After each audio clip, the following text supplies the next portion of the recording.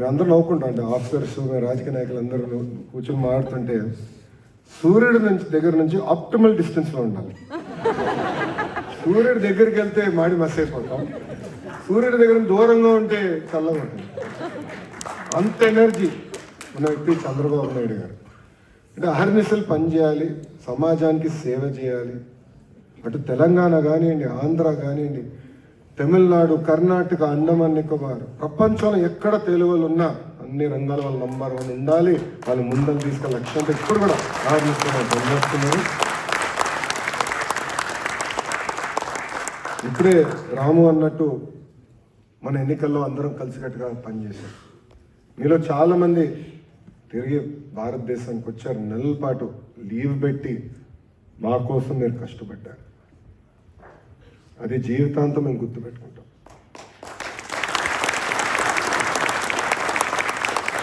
ఎందుకంటే మీరందరూ కూడా ప్రొఫెషనల్స్ ఉన్నారు, ఆంటర్‌ప్రెన్యూర్స్ చాలా తక్కువ మంది ఉంటారు. సో ఒక 2 నెలలు 3 నెలలు ఆఫ్ తీసుకుని వస్తాం అనేది తేలికని పని కాదు, కానీ మీరు వచ్చారు. ఇప్పుడు అదే స్ఫూర్తి, అదే ఎనర్జీ రాష్ట్ర పునర్నిర్మాణం కోసం మనం పెట్టాల్సిన అవసరం ఉంది. అసలు పరిస్థితులు చాలా దారుణంగా ఉన్నాయి రాష్ట్రంలో. ఫైనాన్స్ సెక్రటరీ గారు ఇప్పుడే కరెక్ట్ టైం బయటకు వెళ్ళారు. ఆయన మన ఫీ రీయింబర్స్మెంట్ విషయంలో, ఫీ రీయింబర్స్మెంట్ మనం చెల్లించాలి. చాలా ఆలస్యమైందంటే అంటే ప్రయారిటీస్లో ఇది ప్రయారిటీ ఉంది, చేయాలి, మనం కంపల్సరీ చెల్లించాలంటే చాలా కష్టపడాల్సి వచ్చింది. అంటే అప్పులు పాలైపోయాం, వడ్డీ కట్టలేకపోతున్నాం, జీతాలు సకాలంగా చెల్లించలేకపోతున్నాం, అనేక ఇబ్బందులు. బట్ బాబు గారు పదే ఒక మాట అన్నారు, opportunities are where crisis are. So అందరం మన రాష్ట్రాన్ని పునర్నిర్మాణం చేసుకోవాలి. ఇప్పుడే రాము ఒక మంచి మాట అన్నారు, తెలుగులో ఆంధ్ర రాష్ట్రాన్ని వదిలేసి ఇతర దేశాలకు వెళ్ళి నంబర్ 1 అయ్యారు, కానీ ఆంధ్ర రాష్ట్రం వెనుకబడి ఉంది. ఇప్పుడు తిరిగి రండి, పునర్నిర్మాణం చేద్దాం, కలిసికట్టుగా కష్టపడదాం. 5 సంవత్సరాలు, ఎక్కువ సమయం అవసరం లేదు, 5 సంవత్సరాలు ప్రపంచానికి మళ్ళీ ఆంధ్ర రాష్ట్రం అంటే ఏంటో చేసి చూపిస్తాను. ఈ సభలో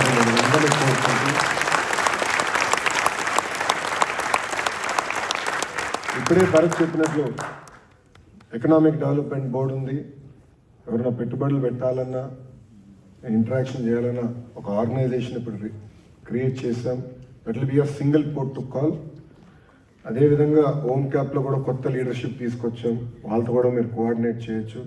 ఇక్కడ చాలామందికి నా వాట్సాప్ నెంబర్ ఉంది, చాలామంది నాకు మెసేజ్ పెడతా ఉంటారు. మీ ఫీడ్బ్యాక్ కూడా మాకు చాలా అవసరం.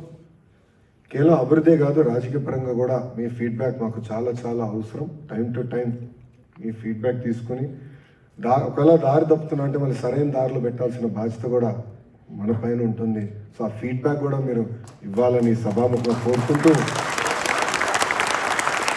ఒక మిత్రుడు కూర్చున్నప్పుడు చూపించాడు, ఒక అతని పేరు ఎర్ర బుక్ గురించి చూపించాడు.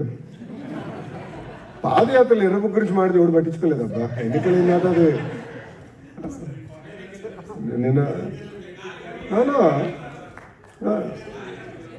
దాంట్లో డౌట్ వద్దు. మీరు చూస్తే నేను పాదయాత్రలో చాలా స్పష్టంగా చెప్పాను, ఎవరైతే చట్టాన్ని ఉల్లంఘించి ప్రజల్ని, కార్యకర్తల్ని ఇబ్బంది పెట్టారో వాళ్ళు వదిలేది లేదు అని చెప్పాను. ఎప్పుడు కాదు, ఎప్పుడో కాదు. అది ఎందుకు చెప్పానంటే అండర్లైన్ ఉన్నారు, చట్టాలు ఉల్లంఘించారు, నేను ఎస్టాబ్లిష్ చేయాలి. ఇది కక్ష సాధింపు ప్రభుత్వం కాదు, కానీ నేను ఎస్టాబ్లిష్ చేసి యాక్షన్ తీసుకుంటాం. దాంట్లో ఎలాంటి సందేహం మీకు అవసరం లేదు. రిలాక్స్డ్గా ఉండండి, మీరు యాక్షన్ చూస్తారు. ఆల్రెడీ మొదలైంది, పూర్తి కూడా చేసే బాధ్యత మేము తీసుకుంటాం. చివరిగా నేను పోయి చాలా మాట్లాడా, గౌరవ ముఖ్యమంత్రి గారు మైక్ ఇవ్వాలి. చివరిగా మిమ్మల్ని అందరూ కోరేది, గౌరవ ముఖ్యమంత్రి గారు స్పీచ్ అయిన తర్వాత నా కోరిక మేరకు గౌరవ ముఖ్యమంత్రి గారు అందరితో ఫోటోలు దిగుతున్నారు. దయచేసి క్రమశిక్షణతో మళ్ళీ అందరూ చనిపోయిన పడితే మీకు చాలా జాగ్రత్తగా ఉండాలి.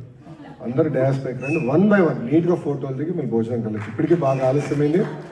ఈ మీటింగ్ అయిన తర్వాత మళ్ళీ గౌరవ ముఖ్యమంత్రి గారు డావోస్కి వెళ్ళాలి, ఇండియా పెవిలియన్ ఓపెనింగ్కి వెళ్ళాలి.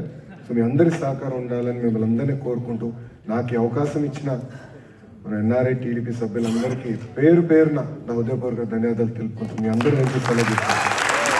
జోహార్ అన్న ఎన్టీఆర్, జోహార్ అన్న ఎన్టీఆర్. చంద్రబాబు నాయుడు గారి నాయకత్వం, చంద్రబాబు నాయుడు గారి నాయకత్వం. జై హింద్, జై హింద్. Thank you.